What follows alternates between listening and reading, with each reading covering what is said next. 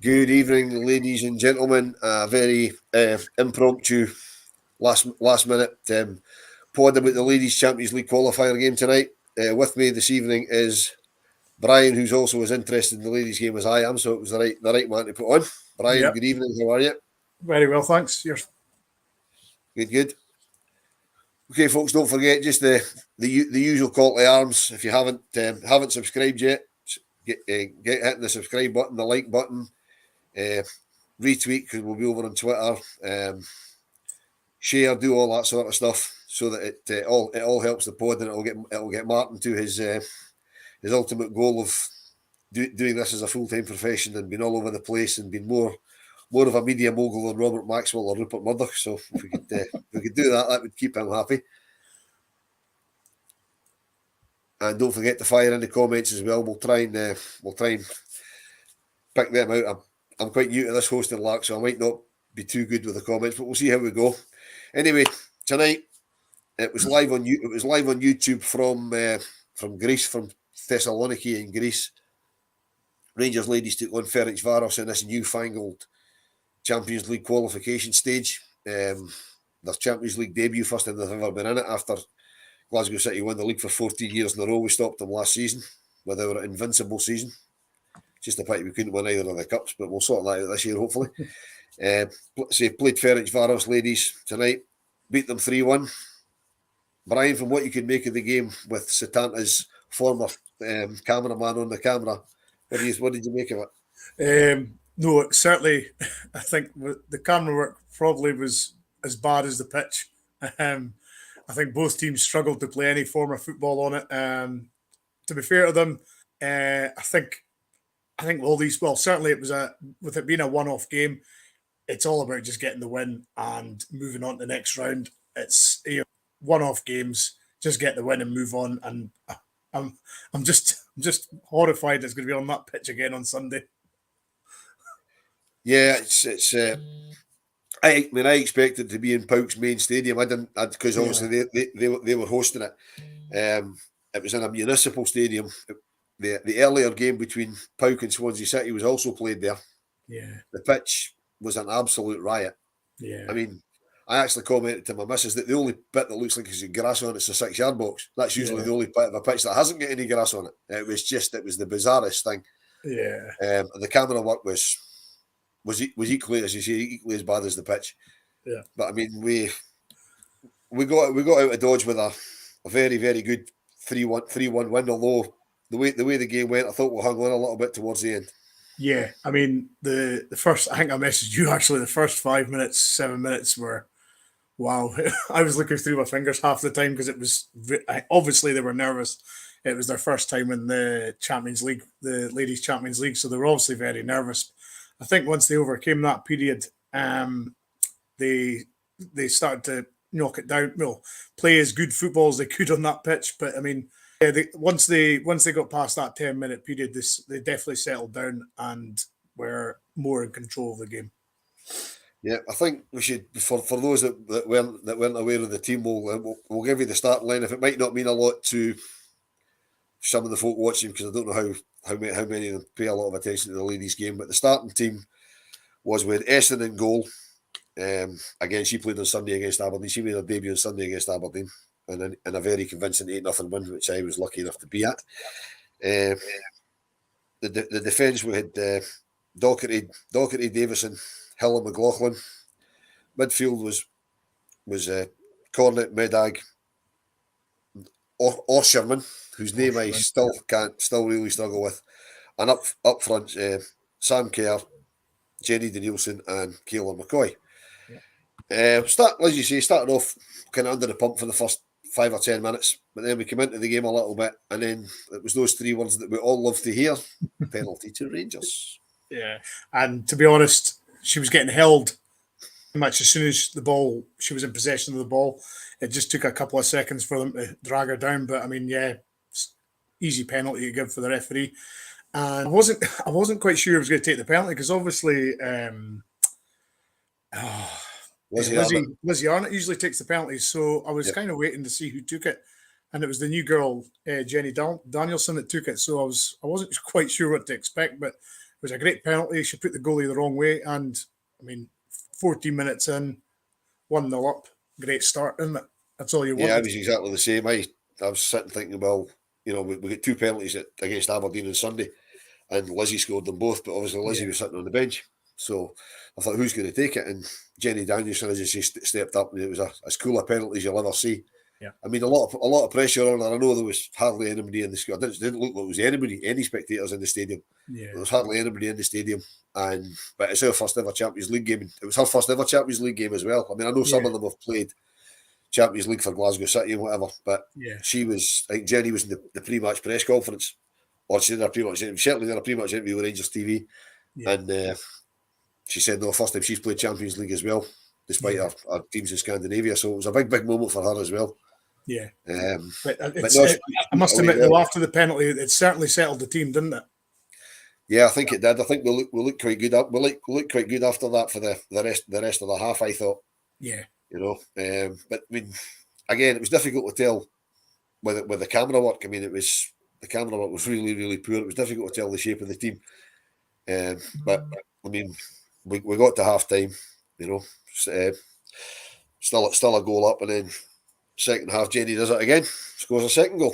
Yeah, I mean, I think she was surprised how much sort of space she had in the box, because she sort of looked around and went, oh, she had a good few yards of space either side of her. So she knocked it on her left foot and drilled it into the goal. So I mean, it was a cool finish. That's her confidence sky high, because I think she scored at the weekend, or had a couple of assists at the weekend as well. So she's obviously been a very good acquisition to the team. I mean, she's a tall girl as well, so she's not easily sort of knocked off the ball. She's very skillful as well. So no, it's a good addition, and 2 goals in her first Champions League game. She must be over the moon.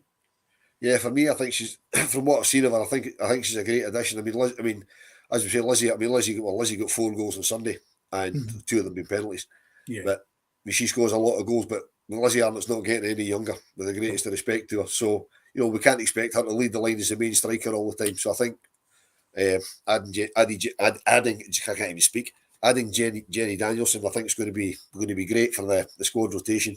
Yeah. Because there is a lot. I mean, domestically there is a lot of teams we should just be beating as standard. I mean, so far this season, 2 league games, 22 goals. Tonight was a different kettle of fish, because I didn't have a clue how good Ferencvaros was, but I know they play Champions League almost every year, whether it's qualifiers or whether they get further than that. So I mean, to me, I think that's a hell of a result tonight. Putting them out. Well, as you know, Wolf, an away win in Europe's not for everybody, so it's a great result. To be fair, it was an away game for Ferencvaros as well. To be fair, but no, I mean, as I said at the start, in this situation, when it's a one-off game, you just want to get a result to get through. Hopefully, everybody that came off wasn't anything bad injury-wise, and we move on to Sunday. So it's a head-to-head against, who was it? That's Pauk. Yeah. So it's a head-to-head against them on Sunday. Don't know what the crowd will be like, if they're going to have fans in or. So, but no, it's just another one-off game, and they've just got to treat it exactly the same. Get the win, no matter how, and then look forward to the group stage. Right, I'm going to explain this for simple kind of man. No, it's not a standard 2-leg tie. As I said right at the very start of the pod, this is a strange thing they've done this year for the Women's Champions League qualification stages. Basically, there's about 7 or 8 4-team mini leagues, and there's 2 semi-finals and a final. So that was our semi-final tonight, which means that we play the winner of the other semi-final, which was earlier in the day, in the same stadium, which makes me think that the final is going to be in the same stadium as well. Yeah. Which was between the host club, which is Pauk Salonika, or Pauk Thessaloniki, as to give them the full title, and Swansea City. Pauk won 2-0. So on Sunday we play Pauk, and the winner of that goes through to the next round, which then becomes the standard 2-legged tie, and the winner of that goes into the Champions League. Actual group stages. So even if we get through this weekend with 2 wins, we're still not in the Champions League. We've still got a 2-legged playoff tie after that. It'll be interesting if we get that far. It'll be interesting to see what the club do, whether they play that at Ibrox or whether they just keep it at Broadwood. I would imagine they'll probably keep it at Broadwood, but I'd like to think if we got into the Champions League proper, they'd probably play at Ibrox. But again, I don't know. Brian, as you know, UEFA can be a wee bit funny that you've got to play in the same stadium all the time or you can't move games about. So I don't know how that would work, but let's not get ahead of ourselves. We're nowhere near there yet. Yeah, but I mean, no, it's a funny. You say it's a very complicated sort of tournament they've decided to run this year. It's these one-off ties, in one stadium, two semis and then a final goes on to the next round. It's all very strange for us. So yeah, no idea how this sort of system is going to work. But no, the Thessalonica team again. I've tried to look for them, and it's very difficult to find any sort of decent information or anything sort of concrete that you can say, oh, they're this type of team or this type, they do this, they do that. It's not as easy as the men's sort of section. So say the ladies' games still got a bit to way to go to, inform fans of, teams and stats and stuff, but I'll get there. It's just going to take a little bit longer. But yeah, I would imagine, as you say, UEFA are sticklers for rules. So I'd be very surprised if they move us away from Broadwood, I must admit.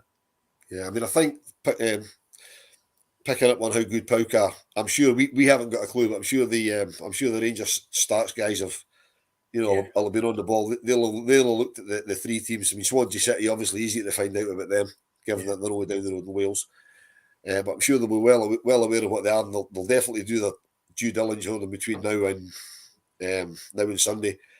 And I would imagine that some of the Rangers stats and analysis guys would have been at the first game this afternoon, because it'd be daft if they weren't, because they're in the city, the game was on, and they knew that, well, we're playing one of the two teams, whether it was the winners or the losers, because the losing teams still play a third and fourth place game, which I find a wee bit strange in a competition where you're actually knocked out of.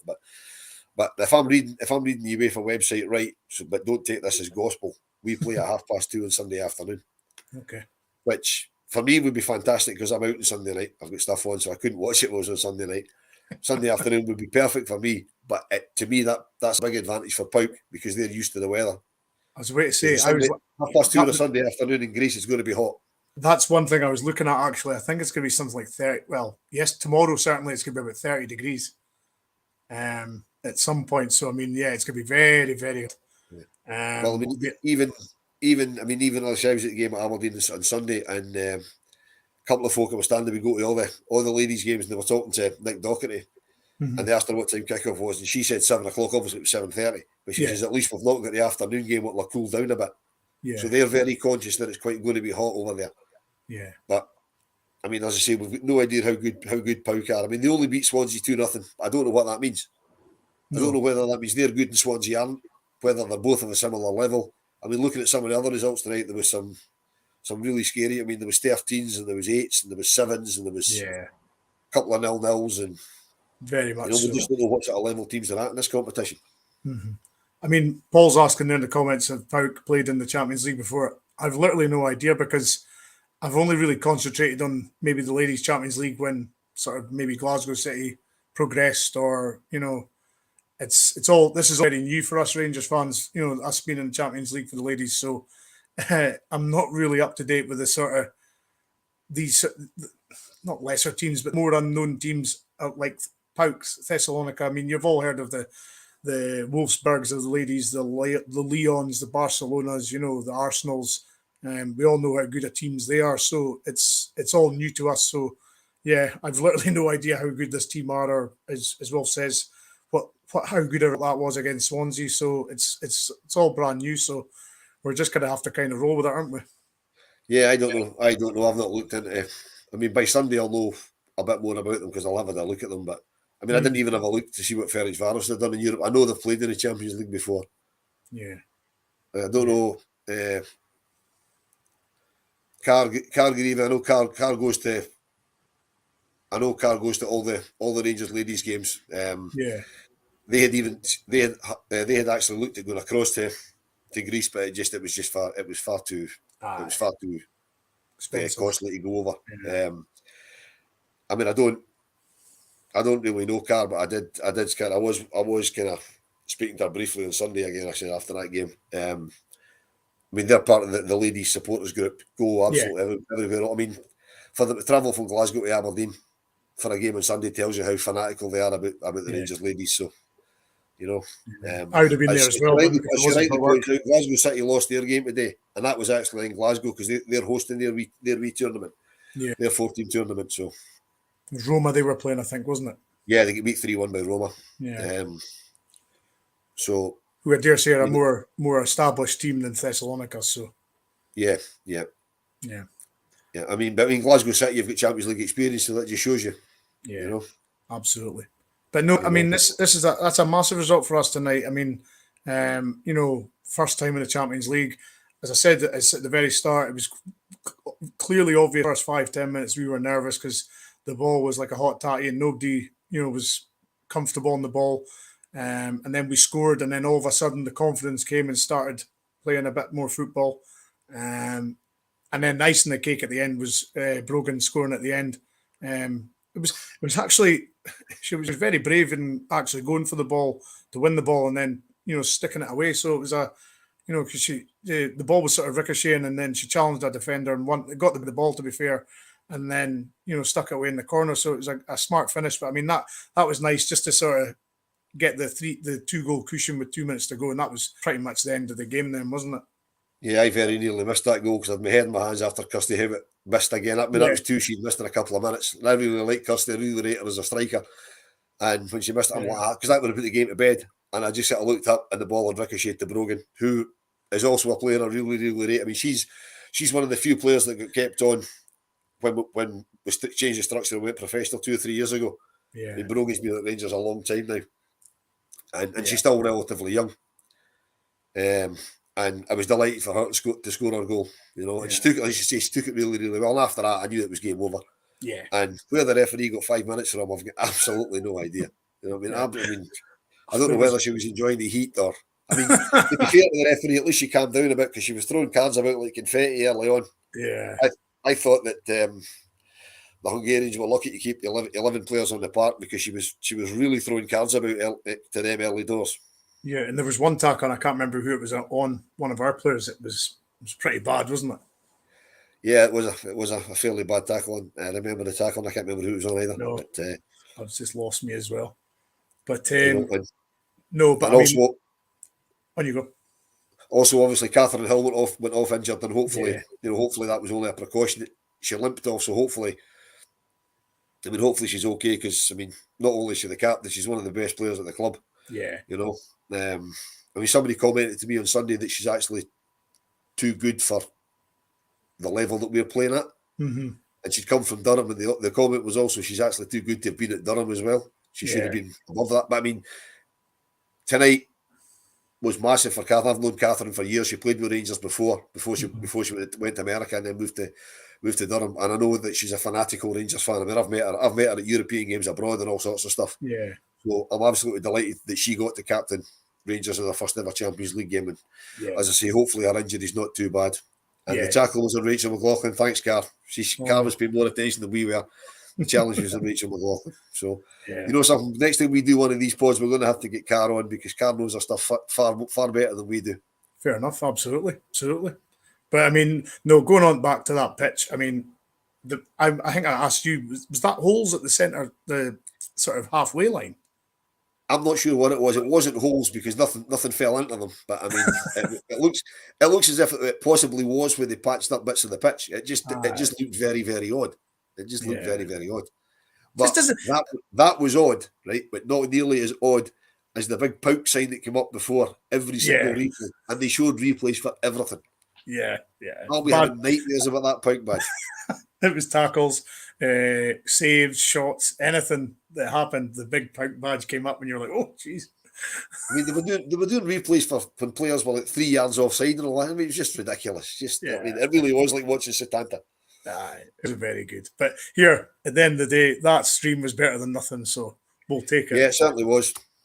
Before we go on any further, I must take this opportunity to mention one of our sponsors. Our sponsor, the Ramblers, lucky to be sponsored by Kitbag. If you go to Kitbag, it's kitbag.co.uk.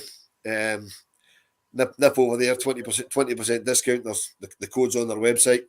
They do all sorts of football merchandise, not just Rangers. They do obviously Rangers gear, and I'd imagine they'll get it delivered to you quicker than Castor, because to be fair, it's quite difficult to get it delivered slower than Castor. So pop over there and have a wee look and see how see what you think of that. You can't sniff at 20% discount. No. So that's Kitbag. So thanks to them for the support of the podcast. Although they don't actually support the ladies show, but we'll give them a shout out anyway. Martin's asking, or getting at us tasks of everybody, how far do you think that we can actually go in this? Wolf, do you think we can go get group stage? I don't know, because going back to what we said earlier, I've got no idea how good Pauk are. No. I mean, no. I was surprised how good we were tonight, because okay, we've rolled over two teams in Scotland, but the Scottish League's not particularly strong. I mean, Scottish women's football really is a 2-horse race. Yeah. Now, I mean, it was a 1-horse race for about 14 years. Yeah. And then we won the league last year. And it's really between us and Glasgow City. Yeah. Celtic try hard, but they're not nearly at the level. I mean, it was embarrassing for us last year to get knocked out of both cups by them. Yeah. I mean, the League Cup game, especially, we played them off the park and they beat us 1-0. They had one shot and goal and scored it. Yeah. So really it's only it would be a guess if I knew how far we could get, because I mean, even after this, as I say, there's another knockout stage, so we could end up drawing a Man City or a I was just about to say that. It doesn't look to me as if there's any teams already in the group stages. No, I mean, I was looking. I was actually Barcelona. They're all playing tonight, so I'm guessing that the next stage is just going to be a free draw. Yeah, I must admit, I was looking at some of the teams. You got Juventus, Benfica, a lot of the German teams are playing. So it's luck of the draw and sort of the two-legged affair. Who we get, if you get one of the giants, then you're up against it.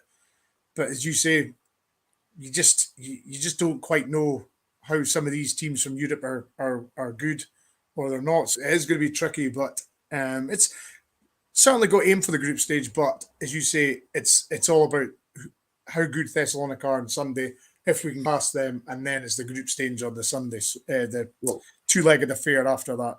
I mean, hopefully we can get by there. That'll be 2 Champions League wins, and then we get who we get in the draw. Whatever happens, we're guaranteed a home game. I mean, that's the big thing for me. That's what disappoints me about the way they got this group structured. It'd been great if our first Champions League game had been a home and away thing, and one of them was guaranteed to be at Broadwood, because it's probably going to be at Broadwood, and try and get a crowd in. Yeah. Because had we been playing at home tonight, I would imagine we'd probably have got, I don't know, a couple of thousand maybe. I mean, we got 4,500 to the game at Ibrox last season, and that was a league game. So I would imagine a Champions League game Thursday night, maybe get a couple of thousand. Oh, there's Martin back in.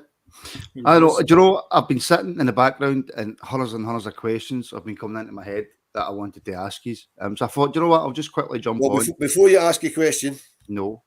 Before you ask a question. Yes. I could save my breath and just, folks, here's Aldo telling you exactly what it's all about. As long as we'll keep lad, we'll get Zenith coins as well, supporting the pod. 10% off with the code RR10. Yeah. If you go back and look at the pod from last night, you'll see the quality of the Zenith coins. Too much use of the word coin, but anyway, because they were displayed by yours truly last night, because they're absolutely fantastic. So go on to Zenith Coins website, or Facebook page, or Twitter. 10% discount. The coins are absolutely fantastic. They do the 5 coin set. They do this individual coins. They're absolutely wonderful. Martin, over to you. All right, thank you. No, the Kitbag UK, obviously use the link in the description, and if you use the link in the description across the website, it will tell you the code to use. You can get 20% off. Sometimes it's 25% off. Sometimes it's free shipping, etc. And all that goes towards helping to support the pod. I'm trying to make the pod bigger so that we can cover more women's games, more youth games.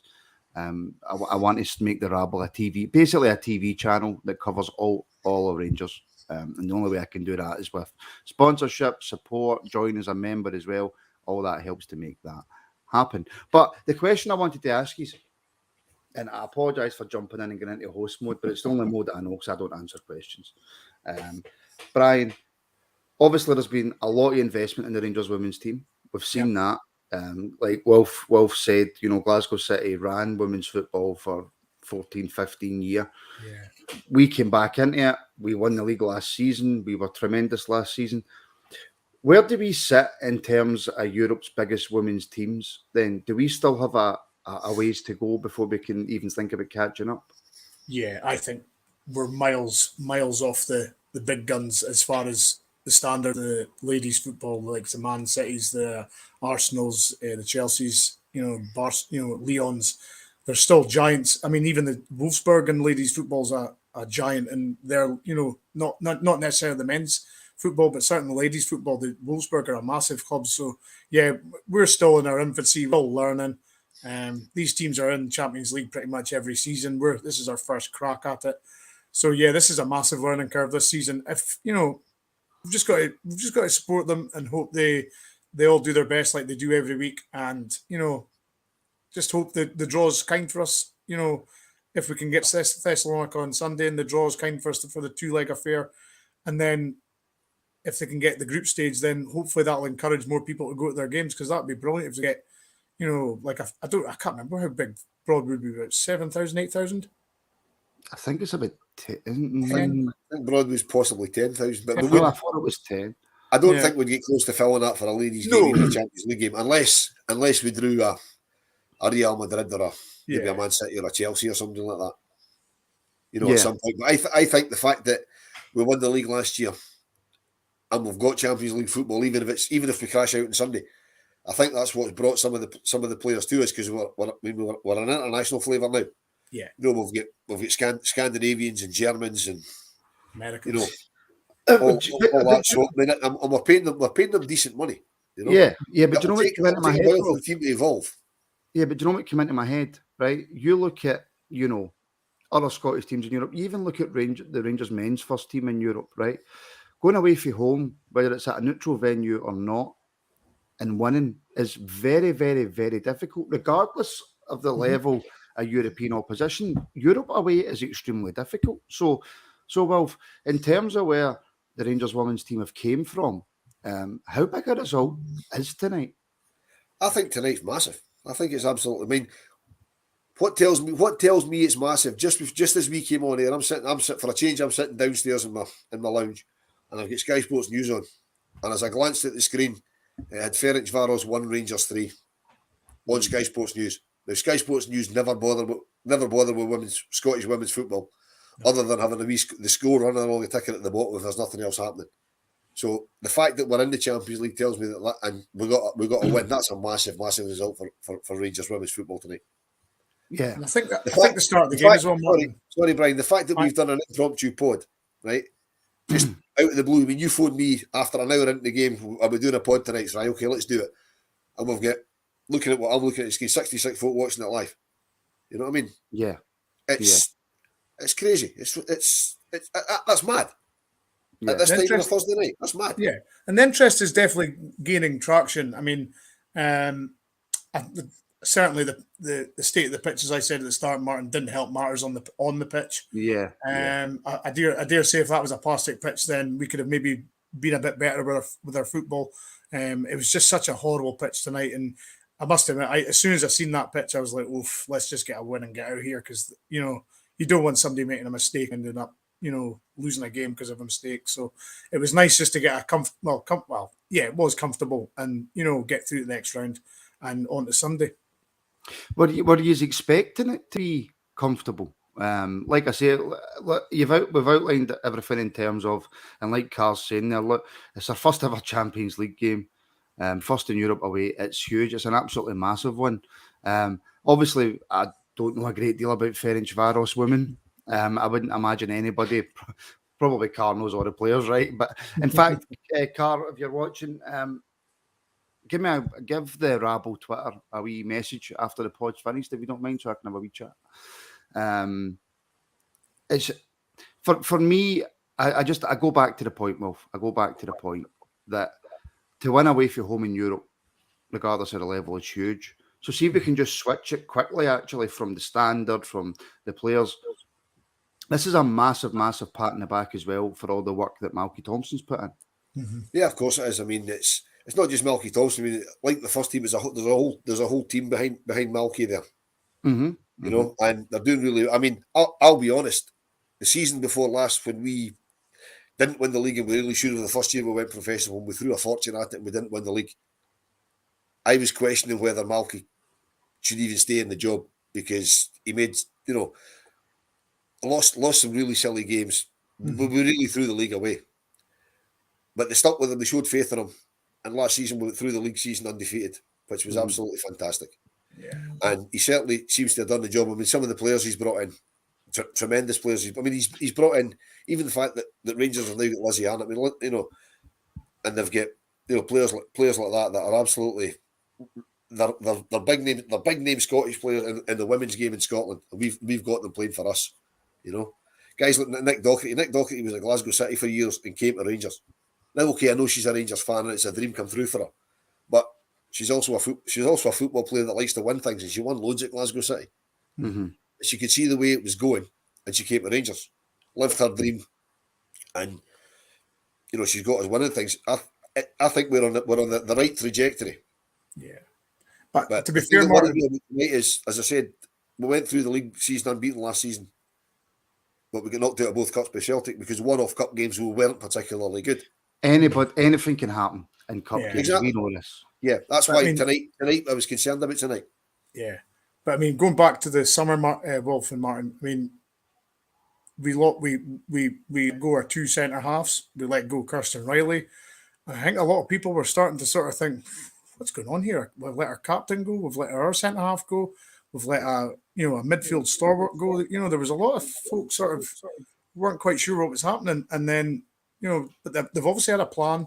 They knew what they were doing. This is the thing about the sort of fans. You don't know what's happening. Yeah. You're surmising certain situations and certain ideas, and you've just got to trust the process, But I mean, fair play. I mean, he's got in the players he wants now, and they've taken to it like a duck to water. To be fair.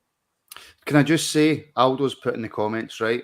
And look, I'm going to come to that in a wee second, Wolf, because I'm going to touch on this. I've never touched on anything like this before, right?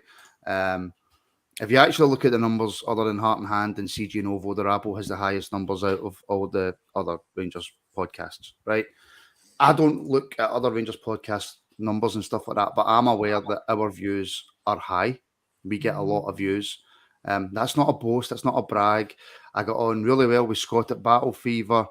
Scott at Club at 22. I got on really well with him. I got on with all the guys. Yeah, most of them. So this isn't about bragging. This isn't about bragging rights or anything like that at all. I appreciate every single person who clicks on one of these videos, who gives us a like. I appreciate everybody who's a member. I can't explain why we have the numbers that we have because it's me, but we do, and I would never take that for granted. So because we do have good numbers, if we can do B team shows, women's shows, and shine a bit of light on them and get people interested, at least get people known, then that's exactly what I plan to do. Yeah, that's exactly what my plan is. Sorry, Wolf. But you know why we get the numbers that we do. You do. We all know why, because we're talking about it all day today in the group chat. Because JD's such a sexy bastard. Yeah, because JD's sexy. Yeah, there you go. That's why. Yeah. Sorry, Brian. No, I mean, Paul was making a good point in the comments there that we lost Jane Ross at the start of the season as well. I mean, that's a very bad injury. Huge loss for us. Huge loss. She was instrumental in all the old firms, the wins last year in the league, scoring goals, and she's just a brilliant footballer. And then Amy McDonald as well. She's I think she's like the. We've actually interviewed Amy McDonald on the channel. So if anybody, it was a long time ago, and it was Derek that done the interview. It's a brilliant interview with Amy, very open. If you want to go back and check that out, you'll find it. Yeah. But obviously, she's done a lot of work as well because her and Malky work in tandem with each other. So it's it's a big team effort from all the staff at the Rangers ladies. Because let's be honest, 4 years ago, there was very little hopes for it, and it's came on a long way. And they've supercharged their way into winning the league, and they're in the Champions League now. Yeah. So it just shows you what a bit of effort and a bit of time and coaching. And it's even I don't think all the young girls got on tonight, but I mean, was it Kirsty McLean came on, Wolf? Yep. I mean, she came on, and I'll tell you, she's just a ball of energy. She just runs and runs. She's a little terrier. She just never leaves the sort of centre midfielder alone, and she's good with the ball as well. Distribution. So it's looking good. A lot of the youngsters are coming through are really good. Well, talking about the young girls, right? Just quickly, Scottish Ray Martin, did you start this channel? I take it. Yes. And if anybody wants any proof how seriously we take the women's game or the B team, our very first show was me, Wolf, and William Irwin, and it was a youth academy review.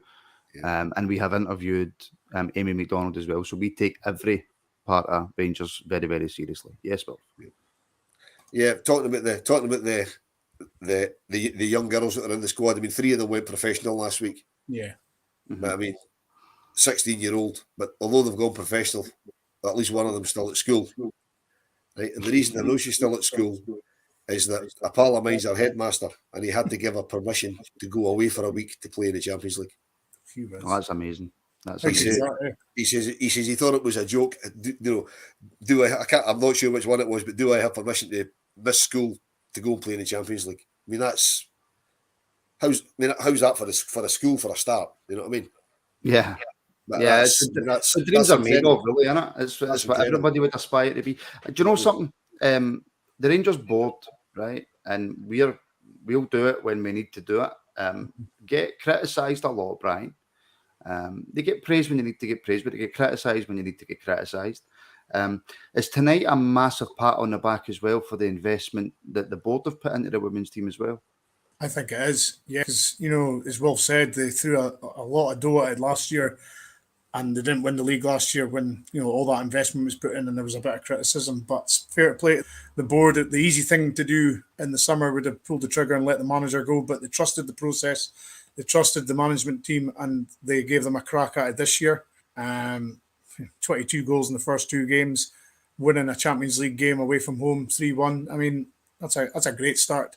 If you were offered the start of the season, you would have bit your hand off for that start. So, no, it's a big pat on the back for the board because they've backed them heavily, and it's to show fruit now. Well, sorry, Martin, to emphasise how well they're doing. The first league game of the season. Not last weekend, the weekend before, when they played Glasgow women, and they took 14 off, and there was over 700 folk at that game. Yeah. Right? Now there's men's team in the lower leagues would kill to have 700 folk at a game. Mm-hmm. And I think moving to Broadwood is a masterstroke because they used to play the games at the training centre. The training centre have a fantastic facility. They've got the stand there, but there's only the one small stand, right? And it is a really, really good facility, but it's a pain in the arse to get to. It's not the easiest. If you don't drive, Wolf, it's almost impossible. Even if you drive, it's difficult to get to because it's the back end of nowhere unless you live in the Mulgai area. Mm-hmm. Whereas Broadwood, it's quite central. It's not far outside of Glasgow. It's accessible from Stirling, straight off from Edinburgh. It's not. It's even a lot handier for me living up in Aberdeen. If I'm going to training centre and I'm the best part of 3 hours, I can do Broadwood in just over 2. Mm-hmm. You know what I mean? Mm-hmm. So that's a masterstroke. So's the season ticket thing. Yeah, they're selling season tickets at 20 quid for a kid.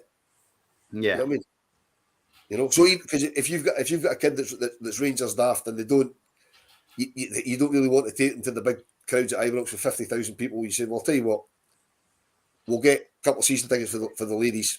Yeah. We'll go to Broadwood. The crowd's going to be smaller, but it gets them into the habit of going to football. I think it's genius, absolute genius. Absolutely, totally agree.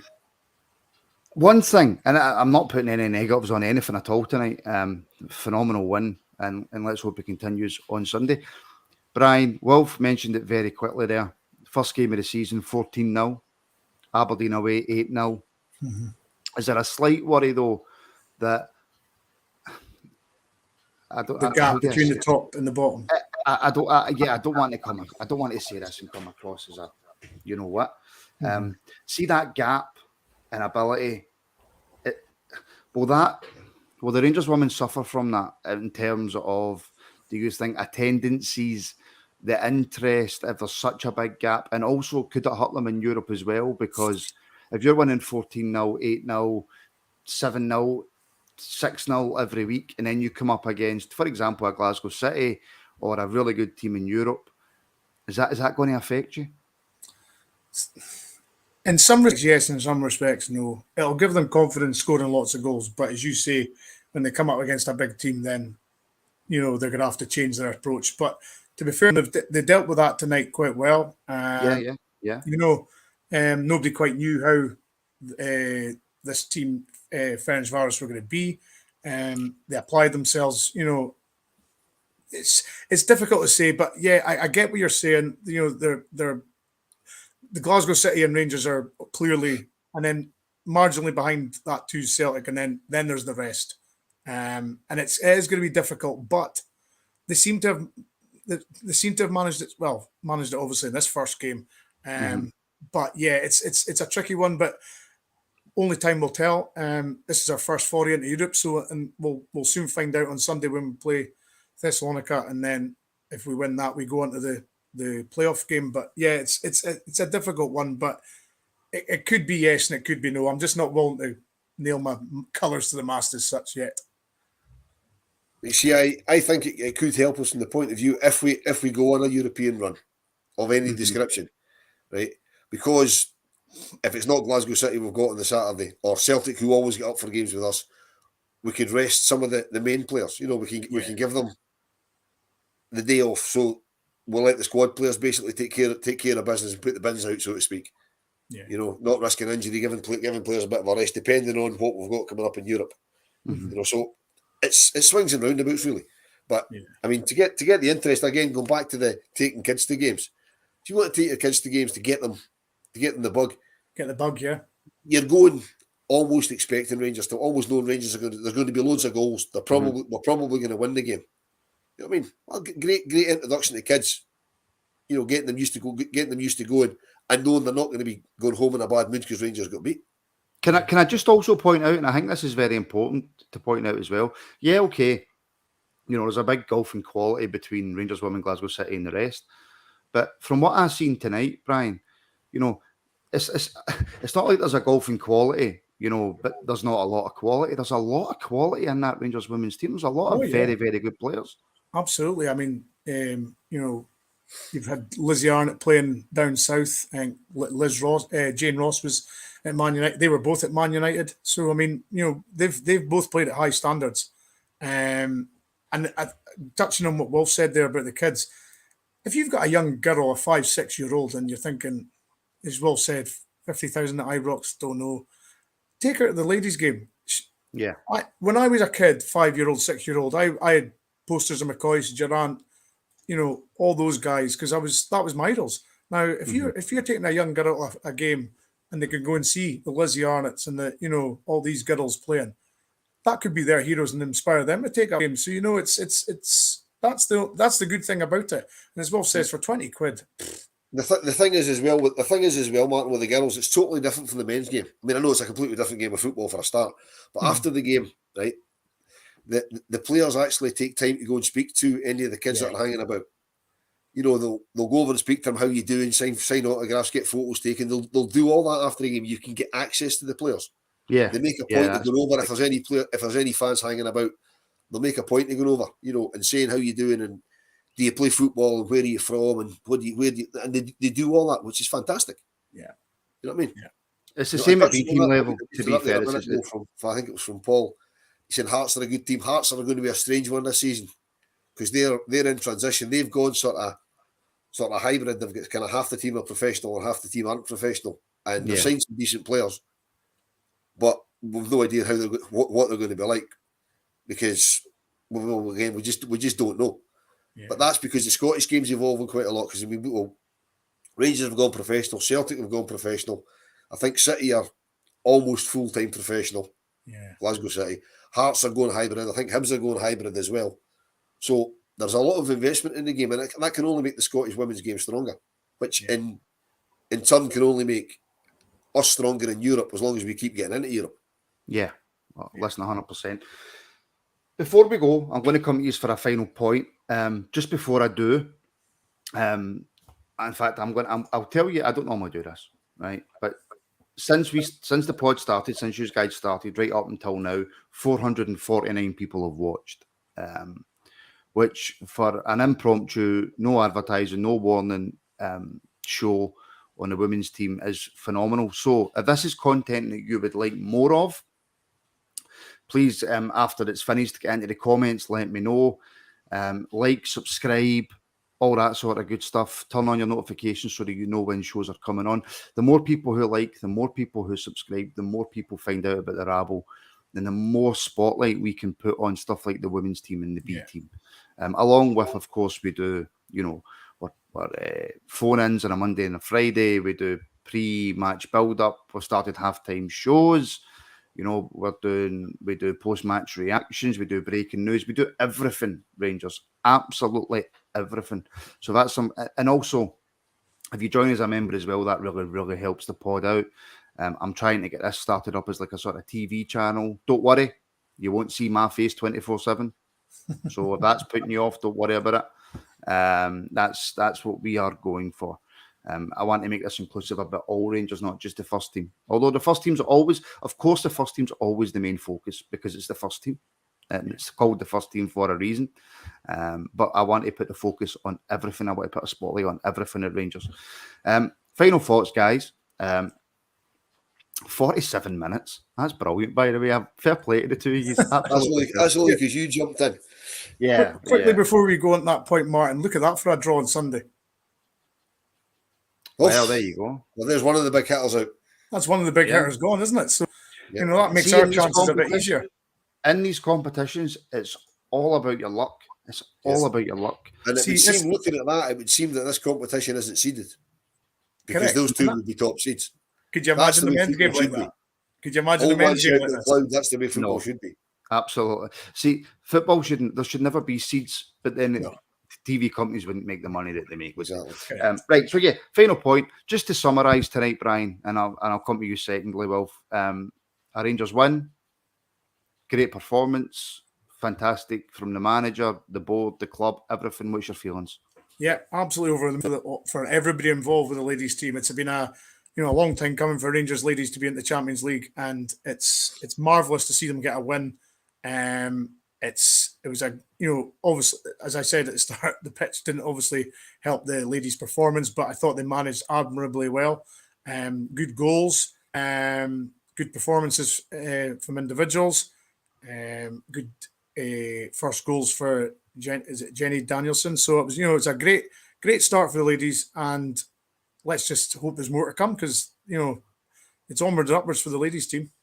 Yeah, both. Yeah, I can only just echo that. I mean, I personally, for all the players, fantastic, absolutely fantastic performance.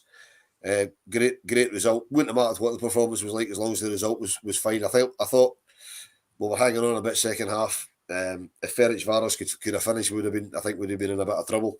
Mm-hmm. But we did what we had to do. I mean, it's not to say if they had equalised, we wouldn't have stepped it up and scored again. Mm-hmm.